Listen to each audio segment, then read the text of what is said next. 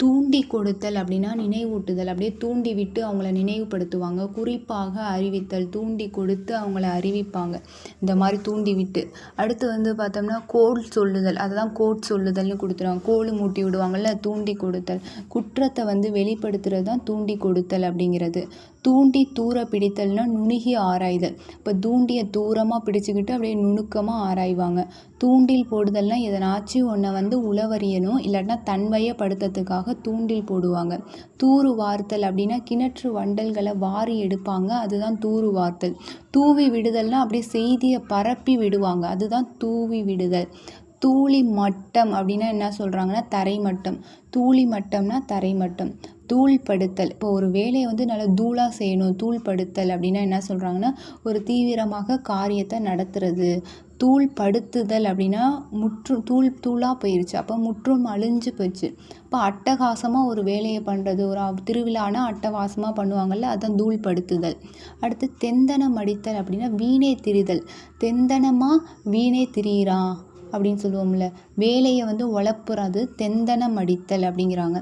தெப்பலங்கெட்டவன் அப்படின்னா பழங்கெட்டவன். பழம் வந்து கெட்டவன் அப்படின்னா பலவீனன், உடல் வலிவற்றவன் தான் தெப்பலங்கெட்டவன்.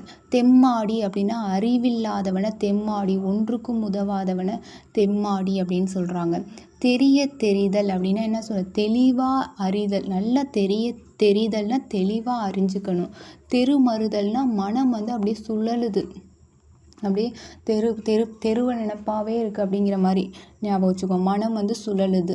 தெல்லடித்தல் அப்படின்னா என்ன சொல்கிறாங்கன்னா வஞ்சனை செய்தல், எப்படியாச்சும் வஞ்சனை செய்யலான்னு பார்க்குறாங்க, அதுதான் தெல்லடித்தல்.